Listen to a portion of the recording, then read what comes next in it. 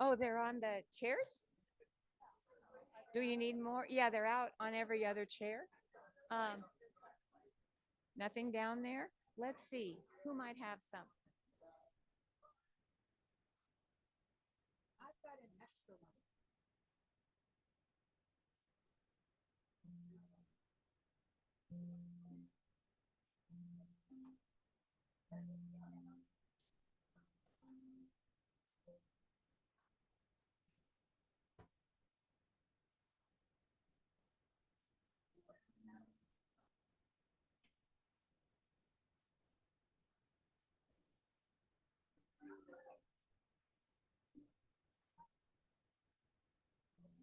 I do all the welcome stuff.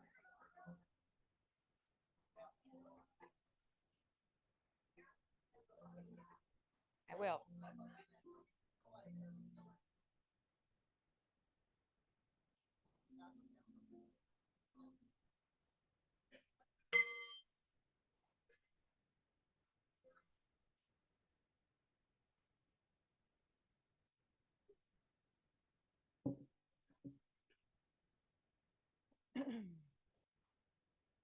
Good morning and welcome to the Vashon Island Unitarian Universalists. My name is Marilee Runyon. I use she, her pronouns, and I will be your service leader today. If you are visiting, sorry, please participate as you feel comfortable. You're invited to stay and join us in conversation following the service. Our congregation is committed to individual freedom of belief, welcomes diversity, seeks to promote a sense of community, and fosters religion which enriches the spirit. We are a mostly lay-led community, strengthened and enriched by weaving together the volunteer contributions of members and friends. Our guest minister today is the Reverend Amanda Aikman, who hails from Everett. As we begin our service, please take a couple of breaths to become fully present.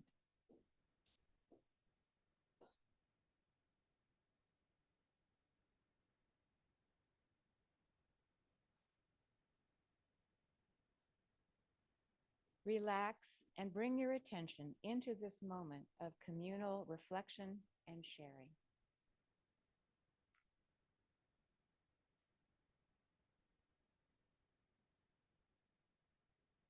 We acknowledge that we are on the traditional homelands of the Sauvage Coast Salish Native people. Puyallup people have lived on and stewarded these lands since the beginning of time and continue to do so today. We recognize that this land acknowledgement is one small step toward true allyship, and we commit to uplifting the voices, experience, and histories of the indigenous people of this land and beyond. We gather today with a responsive reading, which is printed on the handout you have. Everybody found a piece of paper?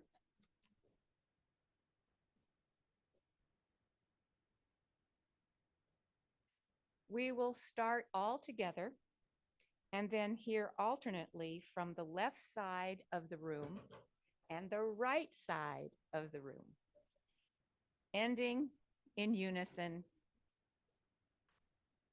Okay, are we ready? All of us. We bid you welcome, who come with weary spirit seeking rest.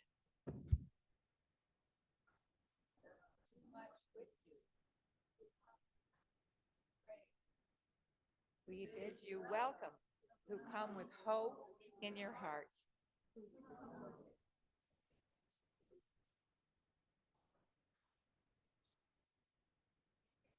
Welcome who are seekers of new faith, come to probe and explore, who come to learn.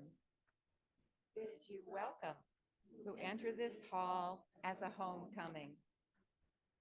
Found room for your spirit, who find in this people a family. Wherever you are on your journey, we bid you welcome.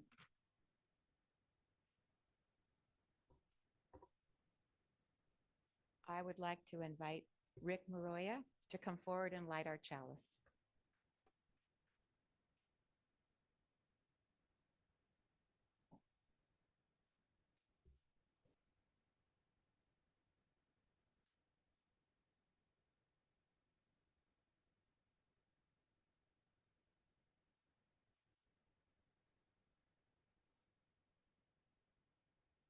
Let us light our chalices together in person and online.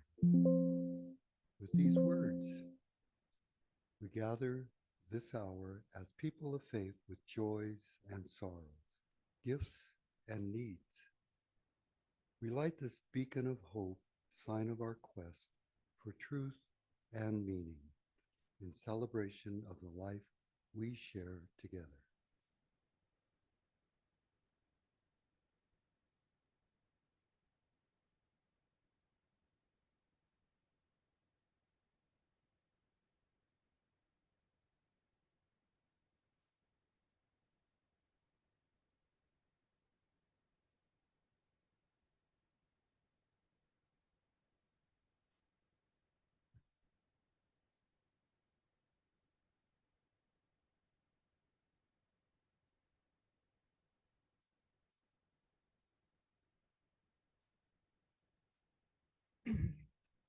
May our time together honor all the hopes we hold within.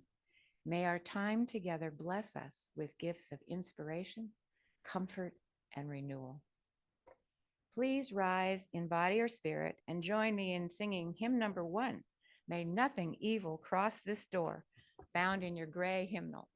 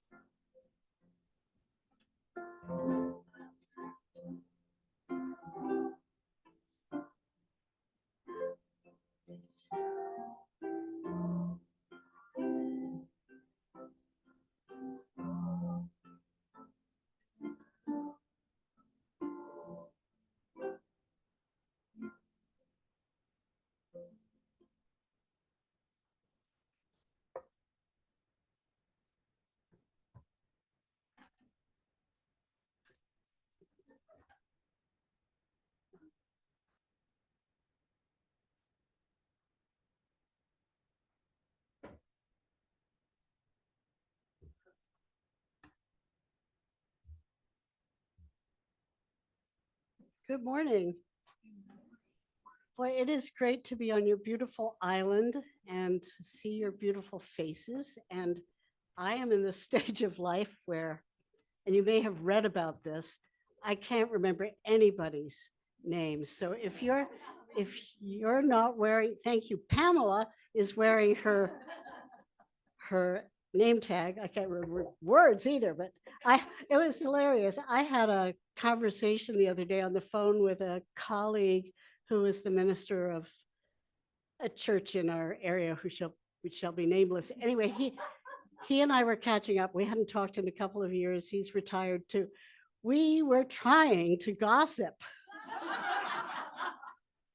But it was like, you know, he used to be in the church, yeah. I don't know why I'm telling you this.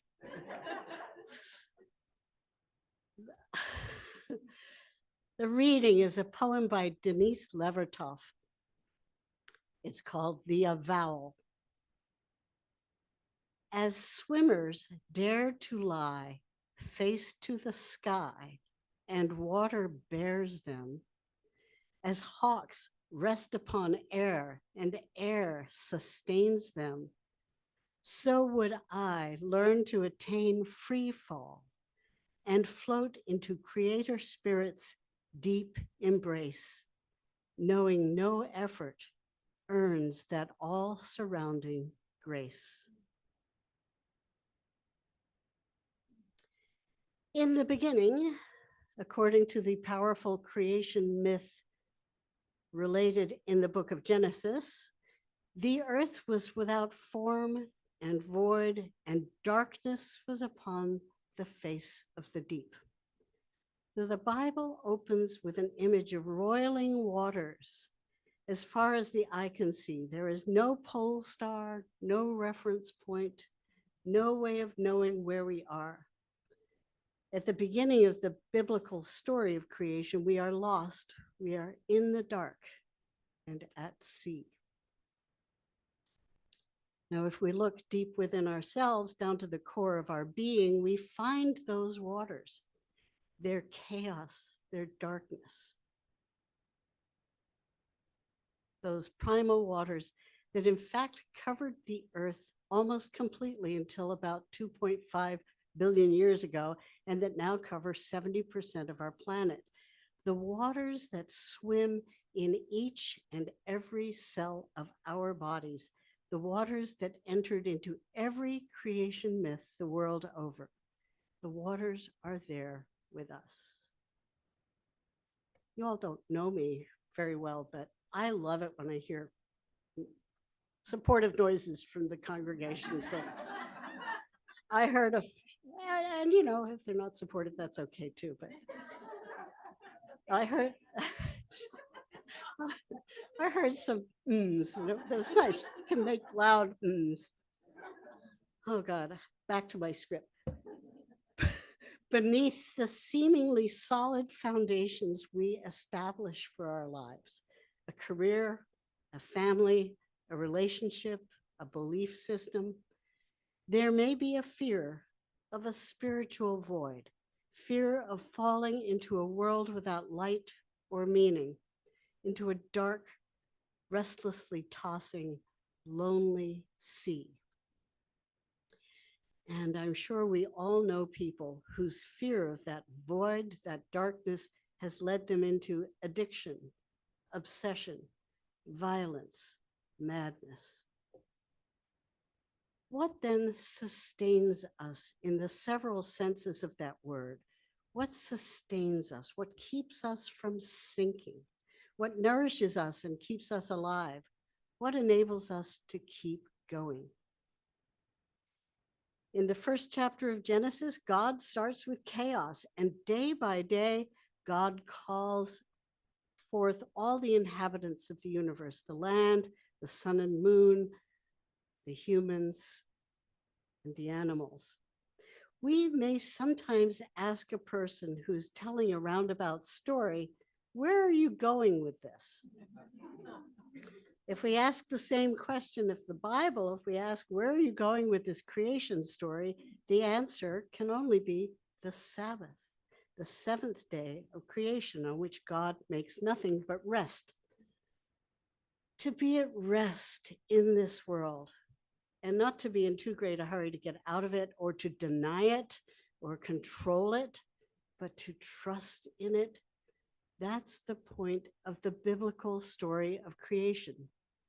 True rest lies in our willingness to surrender our fear, our separation from the great mystery, and to rest into it, to have faith in it, to trust that it will hold us up, that it will sustain us as the sea holds us up when we rest into it. As swimmers dare to lie face to the sky, and water bears them, as hawks rest upon air, and air sustains them. Some years ago, there was a period during which sensory deprivation tanks were in vogue. Anybody ever try one of those? I don't know where they are now. They're still around? Well, that's cool. I should look that up. I was very interested in this, and when an enterprise near my home opened up at which one could pay for an hour in a sensory deprivation tank, I signed up. The egg-shaped chamber was dark but cozy. Its bottom was covered in a few inches of warm, salty, intensely mineral-saturated water that felt almost oily. It was so thick. I lay back into it, doubtful that it would hold me up. At first, as I lay back, the muscles in my neck strained to keep my head up. But as I'd been instructed by the attendant, I crossed my arms behind my neck to hold up my head. At first, I was tense, but gradually, as I floated in the comforting, warm, womb-like dark, I gained the faith to relax and let my head too float. There was no stress, no strain, no effort, just floating. Did you all have the same experience, those of you who've been in the tank?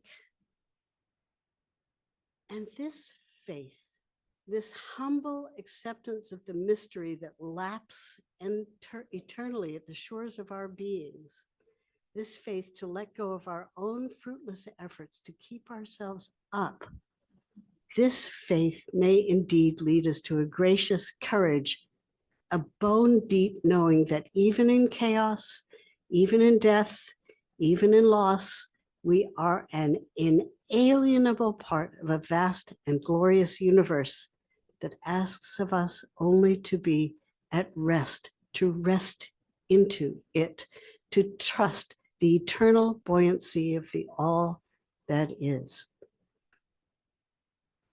Perhaps this is why when we have leisure, we so often seek water. Perhaps it is a primal memory of our species, a sense inherited from our earliest ancestors that we will be safe, we will be sustained if we are within sight and sound of life-preserving water. Some people even go to live on islands to be surrounded by water. So perhaps this attraction to water is an invitation from the great mystery, an invitation simply to rest, to fall, to float, to cease our painful struggles for a time and to let our hearts reply to creation, yes, it is good. It is very, very good. Maybe we could all take a breath for it. We do this resting by prayer, by meditation, by walking in the woods, by singing. We do this by seeking beauty, by caressing the beloved people and animals and plants we hold dear. Welcome, come on in. Who's got a seat next to them? Raise your hand. Please take a seat. There we go. Welcome, welcome.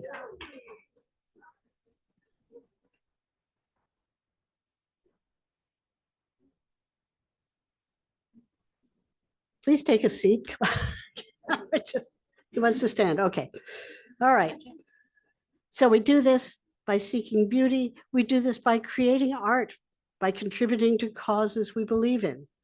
We do this resting by cultivating an inner stillness that allows us to be fully present for the other, whether that other is the still small voice of spirit or the anxious voice of a friend in need, or the strained voice of the suffering beings of our planet.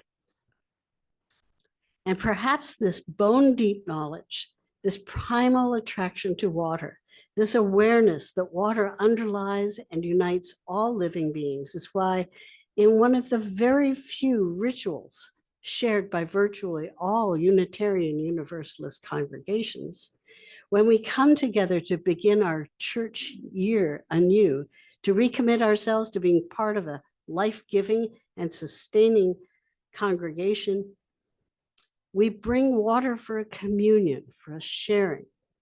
In a moment, you will be invited to share the water you have collected. And in case you forgot to bring water from your travels, this jug holds magic water that can assume the identity of water anywhere in the world. So feel free to use it. Yay. Now, if you brought water today from your summer travels, or if you forgot to bring water but know where you would have gathered the water had you remembered, please join in a moment of quiet thoughtfulness and appreciation in preparation for our sharing and communion. In your mind's eye, travel again to the place and time where that water came from.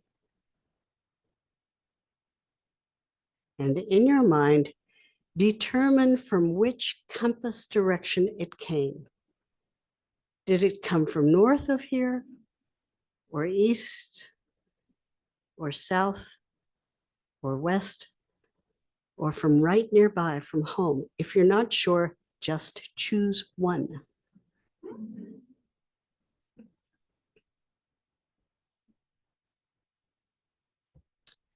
Once you've decided in which of those 5 directions your water originated, find the spiritual essence of the moment, the place when you collected that water, or would have collected that water if you'd remembered. And if you're in your mind, formulate a brief description of that time and place, focusing perhaps on the feeling of the moment when you collected it.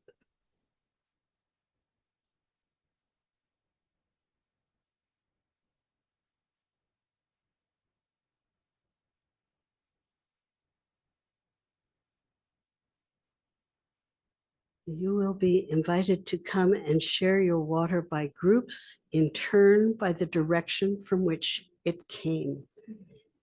East, south, west, north, home. After each group has shared, there will be a short poem from a Chinese or Vietnamese poet, peaceful poems that allow us to take in, to meditate, to float in all these images and memories.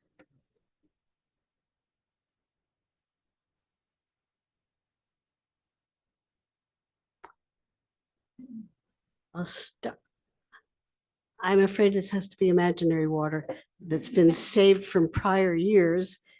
I will pour this in representing the water from previous water communions, and we're going to do better to save it this year, right?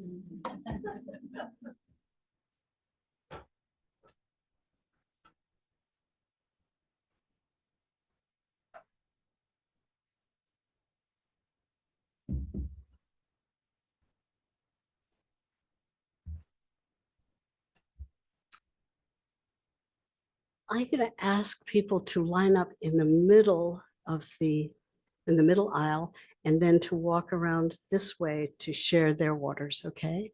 No, can you do that? I've been told you can't do this. But we'll see. And from each group, I would like to invite anybody who's mobility impaired to come first. Okay. If your waters are from the east, please line up while Leslie plays some water, plays some music.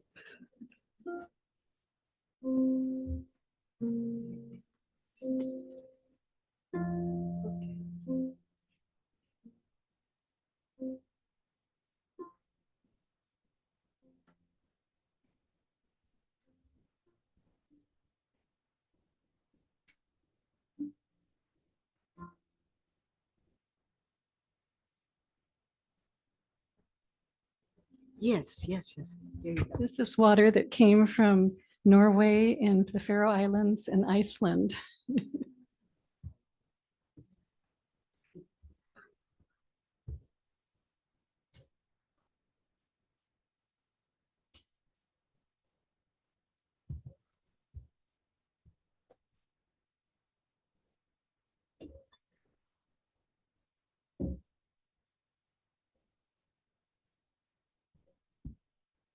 This represents water that comes from our Salish Sea, but the part that's north of us next to Whidbey Island, where my sister and I spent a wonderful time with all of our relatives that came from everywhere to celebrate our July birthdays. So it was really a wonderful time we had together.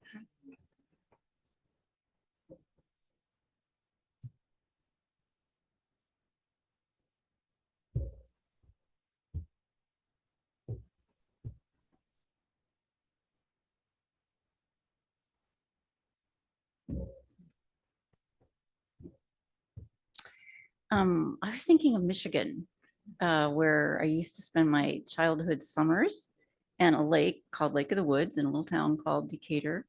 And the invitation to like feel it again was just amazing, because it was just so safe and so totally absorbing. It was just like an immersion thing. It was lovely.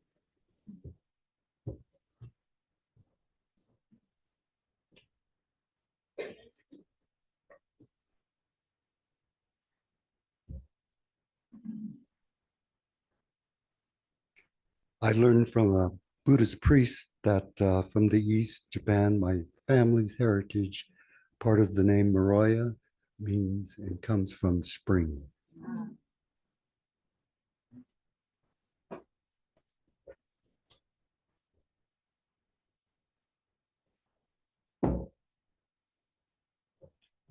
Lake Kezar in Maine.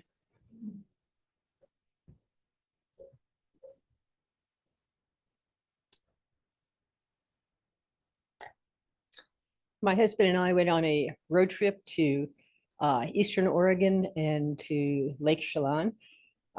And the ferry trip up to the far end of Lake Chelan to Stehekin with all of the vertical cliffs and these houses that are sort of stuck on the walls.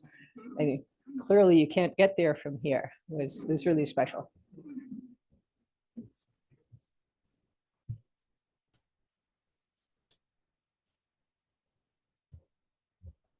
This water represents the water from my father's well in Brownhelm, Ohio. And that water has nourished and hydrated my family my entire life.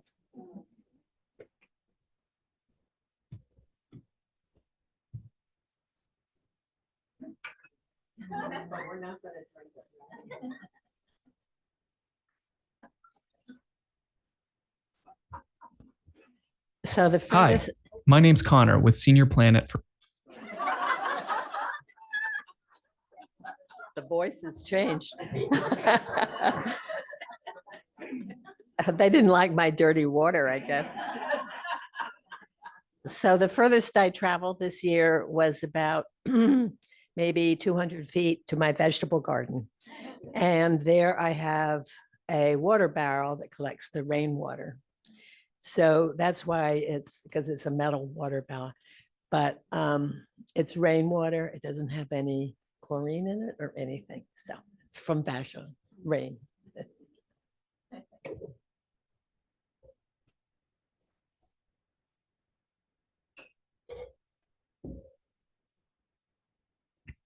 Hidden Lake, Wenatchee National Forest.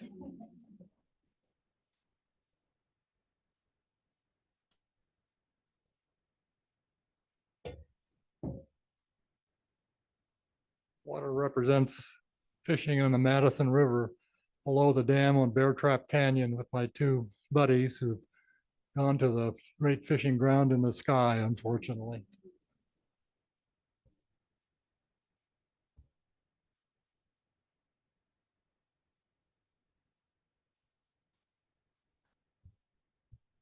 In my apartment. I think it was Thursday. I got up at 6 o'clock to take the bus into West Seattle. And I would do a lot of things. And then I found out it was raining. I didn't have an umbrella. I eventually got back on the bus and came home to my kitchen.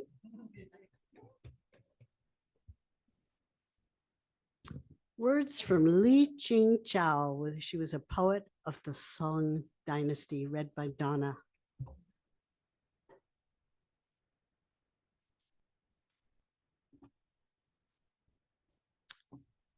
Wind passes over the lake. The swelling waves stretch away without limit. Autumn comes with the twilight and boats grow rare on the river. Flickering waters and fading mountains always touch the heart. I never grow tired of singing of their boundless beauty. The lotus ponds are already formed and the water lilies have grown old. The dew has brightened the blossoms of the arrowroot along the riverbank. The herons and seagulls sleep on the sand with their heads tucked away, as though they did not wish to see the men who pass by on the river.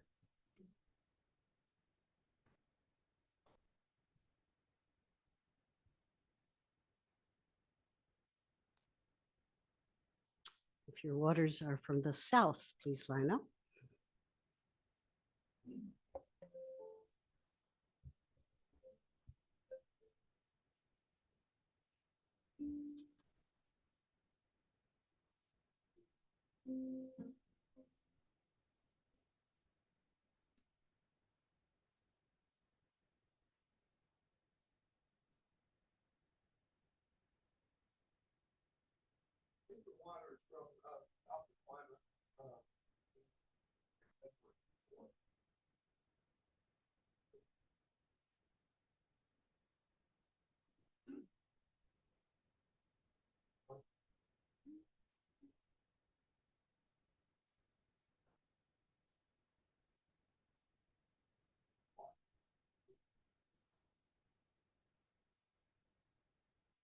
Make sure you talk into the mic so people at home can hear you.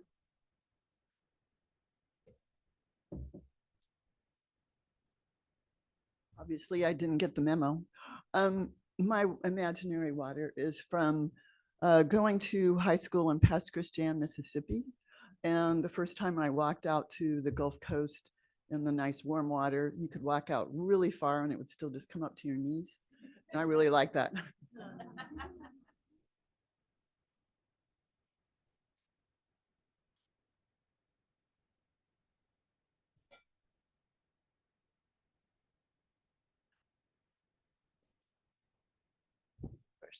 Okay, so this water comes from South Maury Island, and it's one of the most beautiful beaches in the world right here on this island. And I made the choice to be here this summer and really appreciated my partner and through a lot of challenges this summer. And I decided not to go on the East Coast where I have gone many, many summers. And there's beautiful beaches there too, but anyway, footprints in the sand in Maury Island, animal prints, all kinds of things. So thank you.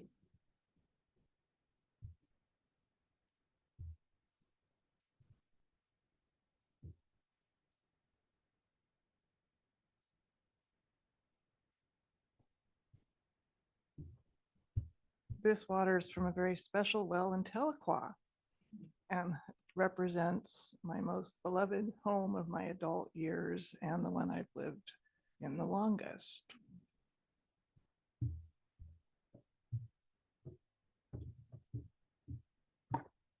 Spencer's gonna pour the water from our journey to the Nevada desert, Black Rock, Nevada desert, where we attend Burning Man every year. So we have almost last several years. And also in celebration of a year, it's been a year since we married each other there. So anyway, that's from the cistern there where we did have some rain this year, but Not a lot. It was more wind and dust. So sorry about the grit in the water.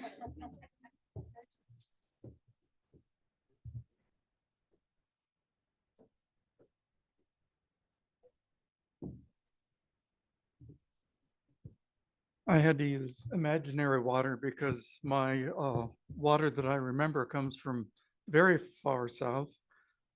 This spring, my wife and I did one of our bucket trips. We were able to go to Chile, to the Bernardo O'Higgins National Park, a big national park with about 100 live glaciers, only accessible by boat.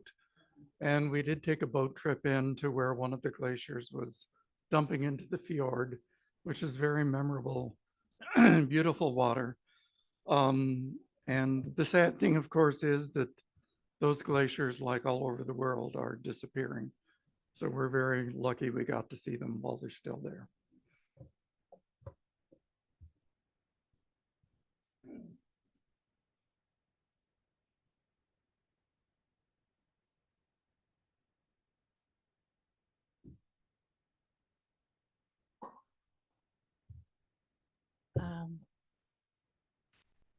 I almost said tears, but that's not going to float me right now.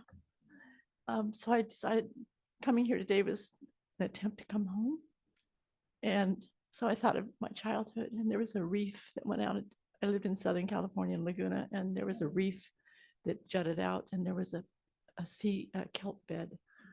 And I remember hanging onto the kelp and just letting it float me and pull me. And I transformed into a mermaid in those moments. So I needed that kind of joyful remembering. Thank you.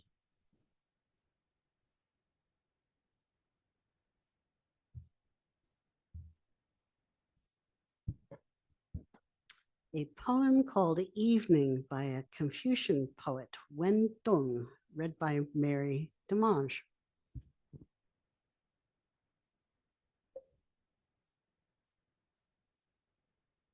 It's Demange. Now pale flocks glimmer as they wind along. Into the deep ravine the herd goes down. The cold, dumb pool awaits the nightly throng of wild geese wailing through the twilight brown. With jars of new-made wine, old farmer Wang gladdens the neighbors. Gloomy faces shine as dark robes kindle to the flush of wine.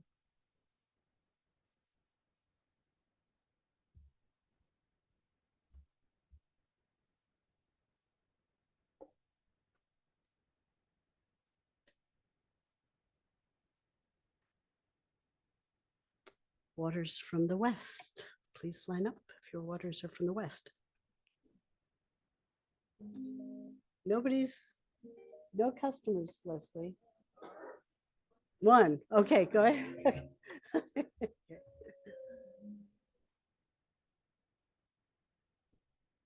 My water is represents water from my farm. So I guess west side of the island. And it just, with gratitude, I sustain so much. That's why I love this water.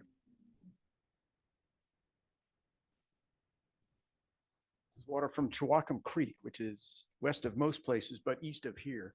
And we've camped there for over 40 years with college friends, and then college friends and children, and now college friends and grandchildren. And it's where they learn to put up tents together, cook for a crowd, and how to deal with rattlesnakes as a team.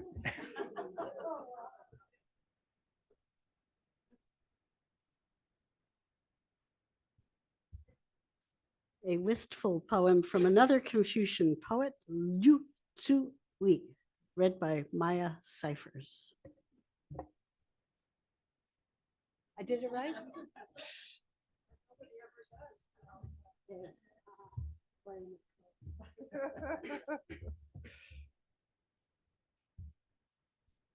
The water murmurs in the old stone well, and a rippling mirror gives back the clear blue sky. The river roars, swollen with the late rains of spring. On the cool jade green grass, the golden sunshine splashes. Sometimes at early dawn, I climb even as far as the Lin Shan Temple in the spring. I plow the thirsty field that it may drink new life. I eat a little, I work a little. Each day my hair grows thinner, and it seems I lean ever a bit more heavily on my old thornwood cane. Or my Walgreens Rose King.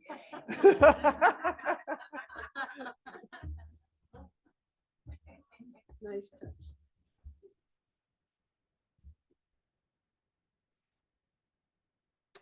Waters from the north.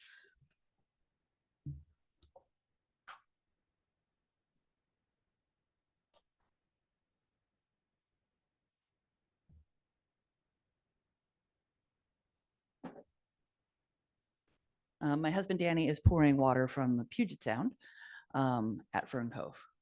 And he picked it up this morning out of our, of course, Cheffy plastic containers after we had coffee. We now live in the Bell Baldwin house at Fern Cove. We were asked to be the caretakers, chosen to be the caretakers this summer, which allowed us to come back to Vashon. We have been gone for the last year and a half. It's been a heck of a heroic journey the last 8 years, but now we're home and we're glad to be here with you.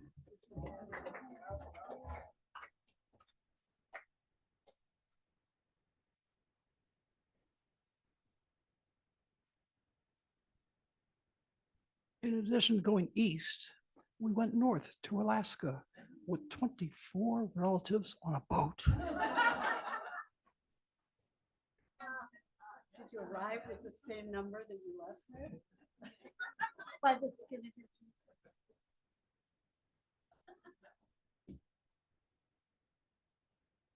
This is water from the Nooksack River, and it's a reference to the glaciers that feed that river. And Bill, I share your concern that we're losing them, and I hope this is sustained.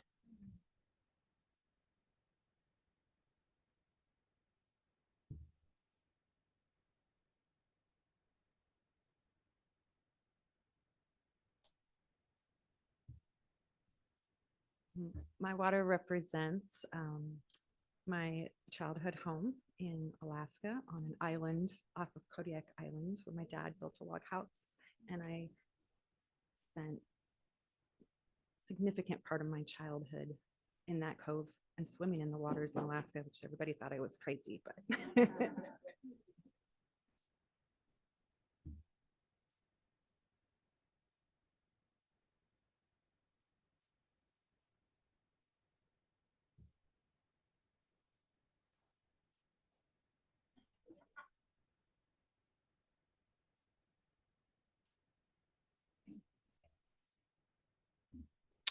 We went to Fisher Pond the other day.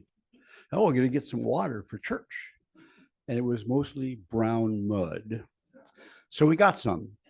And it's been 3 times filtered. And now it's actually water. So my own personal one would be the Wind River in the Columbia Gorge that we camped in this summer.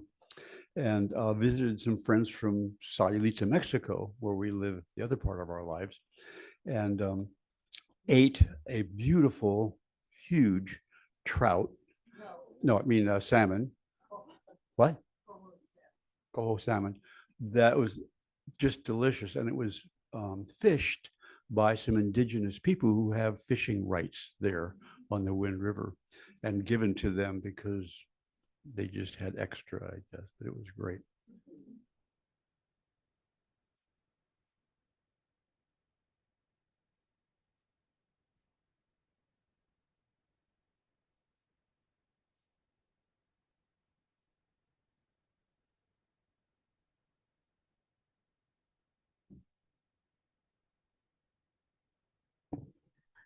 This water represents the water that flows through my hoses to the north of my house down the driveway to nurture the approximately 150 plants that are about this tall. They're all natives, and they're to replace all of those 110-foot poplar trees that had to be taken down because they were dangerous and scary. And they're still taking trees down there. But I'm cross your fingers that all these beautiful little natural plants will grow and be.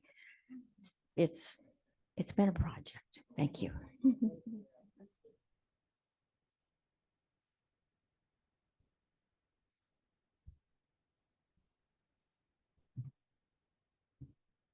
Matt is going to read some words from the late Vietnamese Buddhist teacher Thich Nhat Hanh.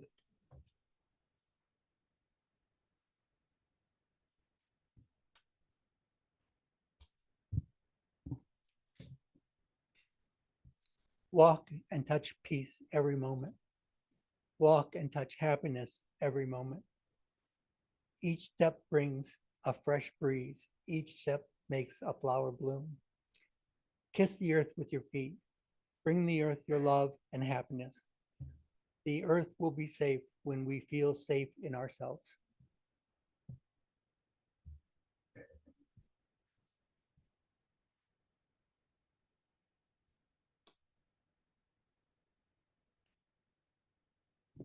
The last group is going to be people whose waters come from close to home, and some of those have already been offered. But I'd like to just, as somebody who now gets around with a walking stick myself, I'm coming a little bit more attuned to the needs of those of us who are a little bit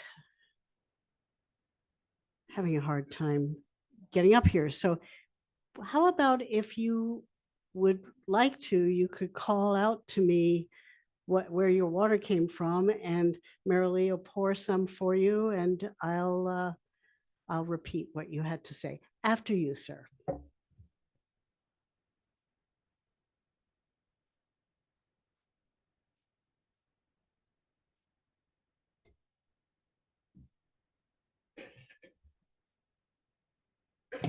This water represents, I had to travel a long way to get there.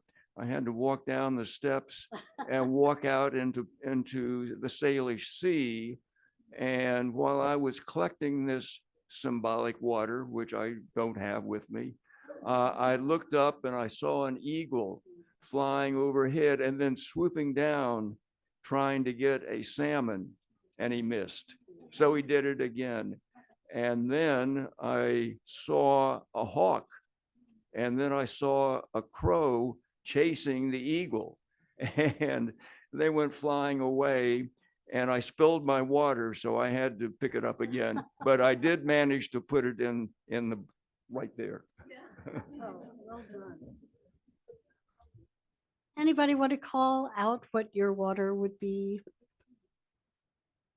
Sorry? Okay, maybe nobody wants to do that. Please come ahead.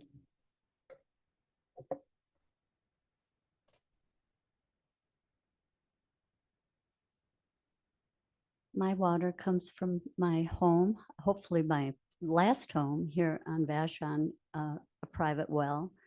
And I'm very fortunate to have this clean well water, unadulterated, and it's precious.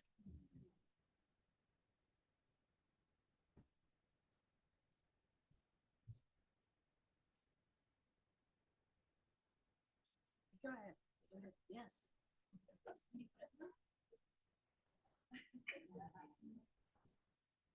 So this is from my happy place outside my front door on Magnolia Beach, and it's just magical to me.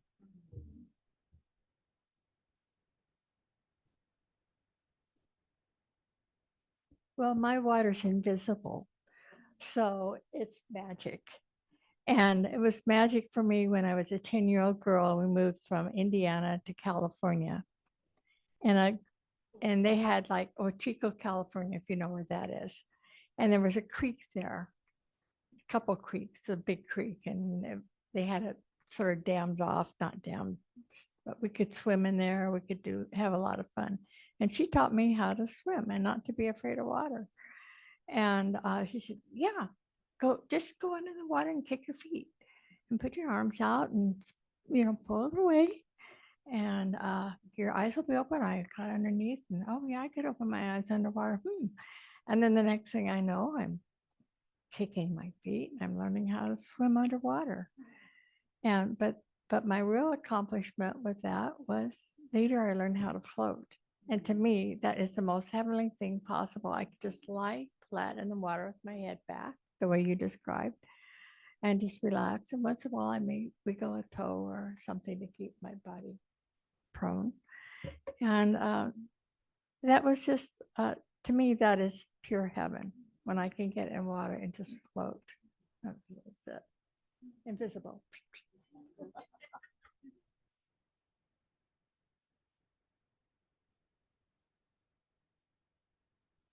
My water's from the Salish Sea and the spot at the end of my street where often my friend Karen and I climb over the wood logs that roll in and throw ourselves in the water because it feels so good. And I'm so grateful to be so close to water.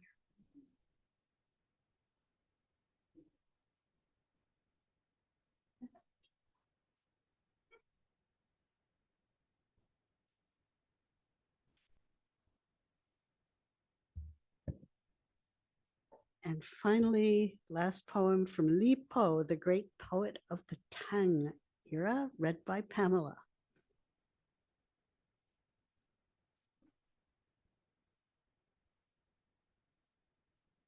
This is called Blue Mountain. Why dwell in the Blue Mountain? I laugh without answering. Silence of water and blossoming flowers, world beyond the red dust of living.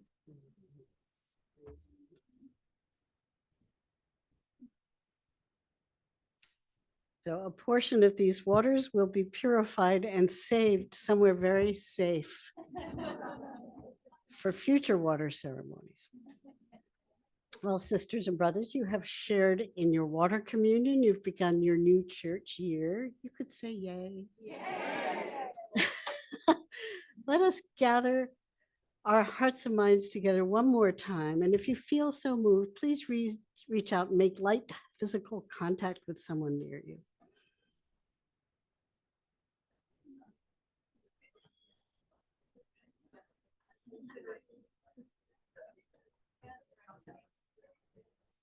There we go.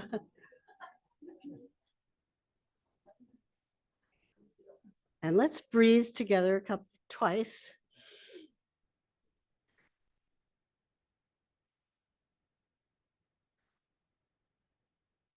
Life is mysterious, uncertain, and occasionally terrifying. But friends, let us not be dismayed. We have community, we have courage. If our own courage fails us, there is someone nearby to pick us up and cheer us and restore our strength so that we can turn and pick up our neighbor when they fall. That which brought us into being will never desert us. Every atom of our bodies is immortal. We let go of all fear and tension, and we float into Creator Spirit's deep embrace.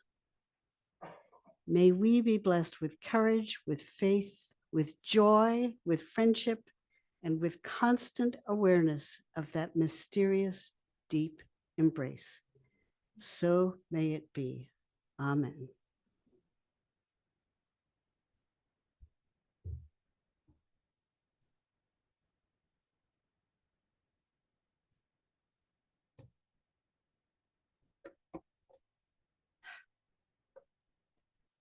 Let's hold a moment of contemplation and worship, an old word that means to consider things of worth in a generous and abundant silence.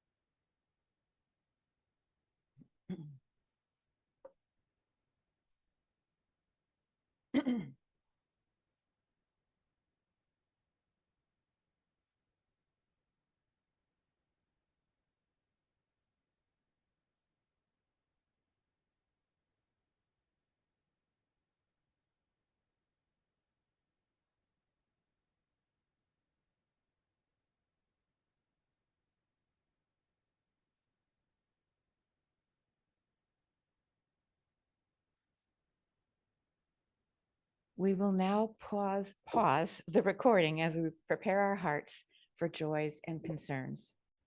As members and friends of the Vashon Island Unitarian Universalists, we commit to supporting our congregation. Financial resources help us pay speakers and staff, support our social justice programs, and maintain our building. Please support VIUU with your pledges and offerings so that we can continue to be a vital community. Our congregation engages beyond our walls for peace, social and economic justice, freedom of belief, and protection of our planet and its inhabitants. Once a month, we contribute the financial offering to a regional, national, or international organization that aligns with our values. This week's offering supports our beloved community. Our greeters will now pass around the offering baskets. As we receive our offering, please join in singing We Give Thanks.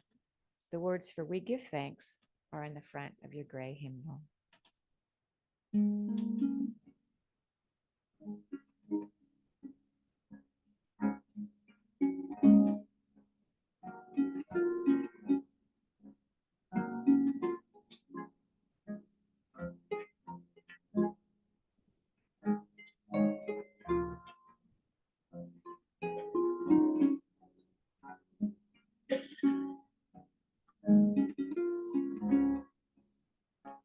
We give thanks.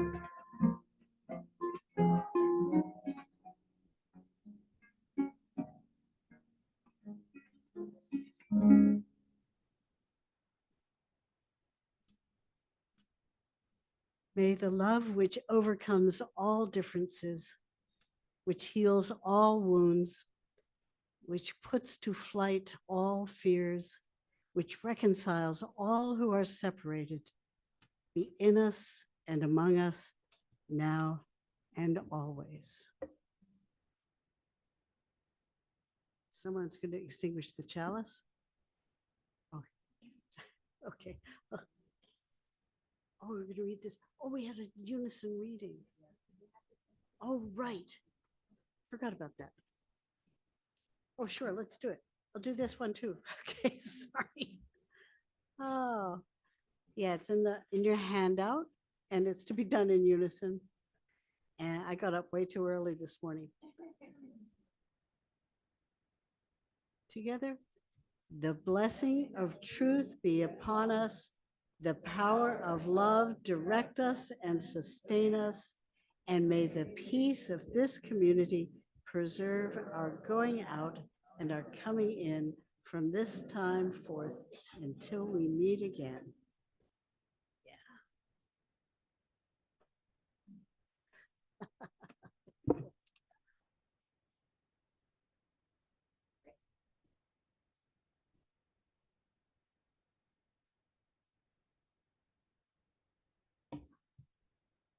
We extinguish our chalice with these words by Rebecca Savage. As we extinguish the flame of our chalice, may its lingering spark be carried in our hearts until we come together again.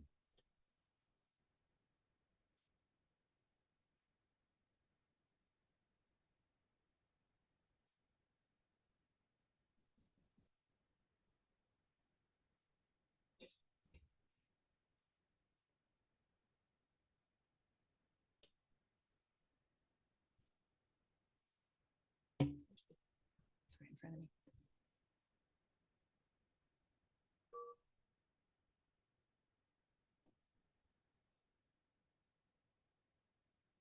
Thank you, Reverend Amanda, Rick, Donna, Mary, Maya, Matt, Pamela, Leslie, and the setup team, and Vicky and Matt for the beautiful flowers, and Kate for organizing this service.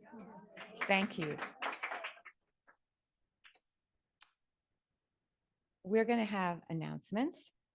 First of all, though, it's birthday pencil time.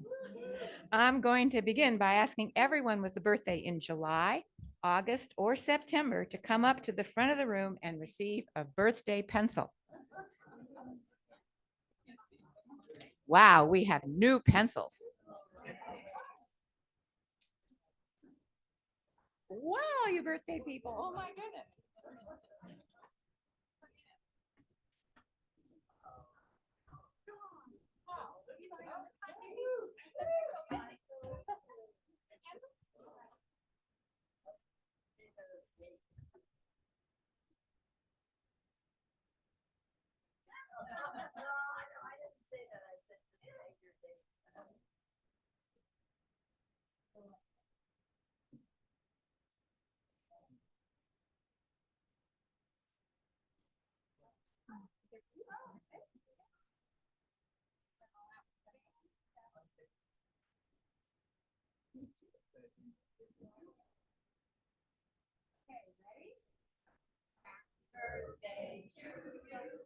Happy birthday to us. Happy birthday, happy birthday. Happy birthday to you.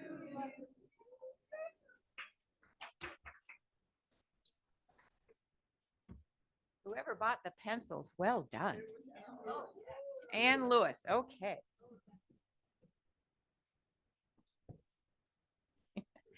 I love it that we celebrate birthdays here. I think it's great. Okay, if you have an announcement to share related to a VIUU activity, please come up, form a line along the side of the sanctuary. Here come announcements.